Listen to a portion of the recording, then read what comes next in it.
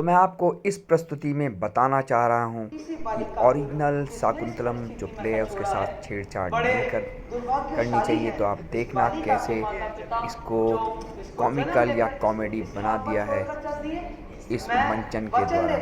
ये कभी नहीं करना चाहिए। ओरिजिनल रहता है, और वो भी इतनी बड़ी कलाकृति एक कृति उसके साथ छेड़छाड़। शकुंतला की सहेलियों से मेरी बात करो ना, नहीं तो राजा बजेगा तेरा बाजा। विदूषक जी, तुमसे कुछ जरूरी बात करनी है। बताइए। शकुंतला के रंग रूप और बोली में इतनी मिठास है कि मैं उसके प्रेम में खो चुका हूँ। और वैसे भी तुमने तो देखा ही होगा शकुंतला को, बताओ कैसी लगती है? ओहो मेरे प्रेम रोगी, जो बन गया शकुंतला का जोगी। ठीक है, बात करते हैं। हे युवराज। प्रणाम गुरुवर। प्रणाम। हे युवराज, कुछ राक्षसी ताकताएं हमें परेशान कर रहे हैं और एक क्षत्रिय होने के नाते हमारी रक्षा कीजिए।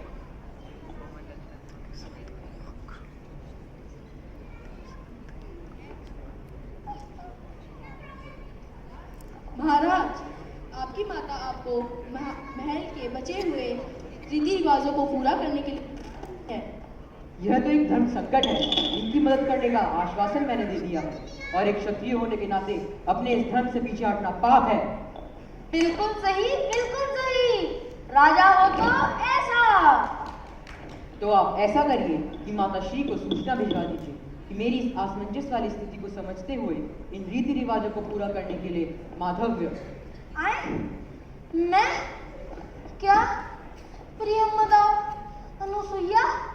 नहीं। और विदूषक, ध्यान रहे कि वहां पर किसी को भी शकुंतला के बारे में ना पता चले, यहाँ तक कि मेरी पटरानियों को भी ना पता चले कि वो उनकी होने वाली महारानी है। ठीक है, मैं वहां जाकर सबको कह दूंगा कि राजा ने मुझे यह बताने से मना किया है कि वो शकुंतला से प्रेम करते हैं और इन सब पटरानियों की महारानी शकुंतला बनेगी। अरे बुड़बक, शांति से महल की ओर प्रस्थान करो। प्रियमदा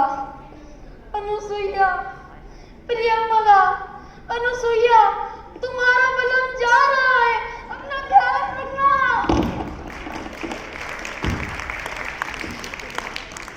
यह प्रेम की भाषा तुम क्या समझो? तुम दोनों बिना तो आपने देखा कैसे साहित्य के साथ छेड़छाड़ की गई है काम कर सकती हो और कैसे उसको कॉमिकल बना दिया गया है।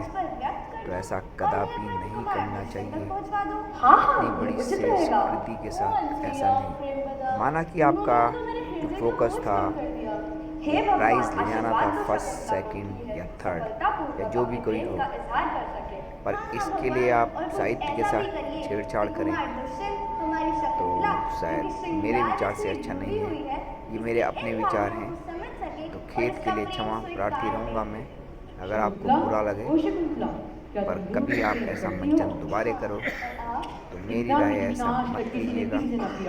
अगर ये धरती और हो सकता है आसमान जज एक हो इस जाए, बात से फिर भी मेरा नाराज प्रेम दिखे। तुम्हारे प्रति कम नहीं होगा। शायद ही मैंने कोई अच्छी कर्म करे होंगे, मुझे प्रेमी के रूप में आप मिले हो। यह है मेरा प्रेम, यह है मेरा प्रेम, जिसमें बना नियति का है इशारा, जिसमें बना हूँ शकुंतला। लिटरेचर ही बिगाड़ दिया था। कोई न तेरी करना है विवाह, अब ये हृदय की है मजबूरी। शकुंतला, क्या तुम भी मुझसे विवाह करना चाहती हो? हाँ, लेकिन ना ही कोई आपके पक्ष से है और ना ही कोई मेरे पक्ष से, जो हम दोनों को आशीर्वाद दे सके और हमारे इस विवाह का साक्षी बन सके। 8 विवाहों में से एक विवाह है गांधर्व विवाह, जिसमें वर और वधू दोनों शामिल हो और उनके परिजन वहां उपस्थित ना हो, तो उस वक्त ये कुदरत उनकी विवाह की साक्षी बनती है।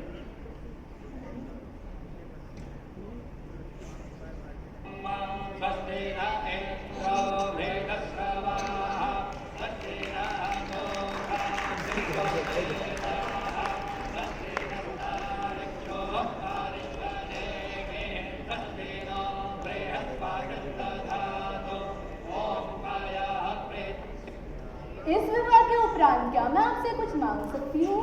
हाँ, कहो शकुंतला। जो भी हमसे पुत्र जन्म लेगा उसका पूरा अधिकार आपकी संपत्ति पर होगा। अवश्य, आप निश्चिंत रहें। शकुंतला और दुष्यंत का कुदरत को साक्षी मानकर गंधर्व विवाह हो जाता है।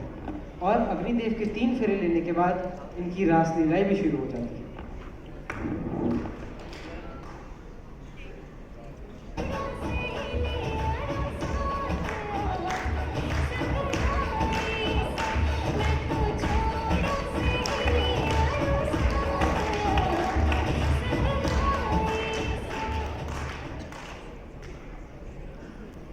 अचानक दुष्यंत शीघ्र अतिशीघ्र महल की ओर प्रस्थान करने को कहा है, क्योंकि वहां पर कुछ संकट आन पड़ा है।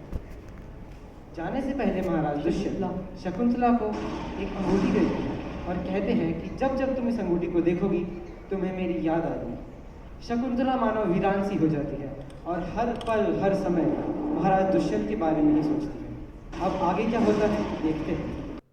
रुकिए मुनिवर, ऐसा श्राप मत दीजिए हमारी सखी शकुंतला को। हाँ हाँ मुनिवर, ऐसा श्राप मत दीजिए। तुम्हारी इस सखी ने जो मेरा अपमान किया है वो दंडनीय अपराध है। हे मुनिवर, शकुंतला की स्थिति ही कुछ ऐसी है। आज से कुछ सूरज पूर्व इसका विवाह दुष्यंत नाम के एक राजकुमार से हुआ था और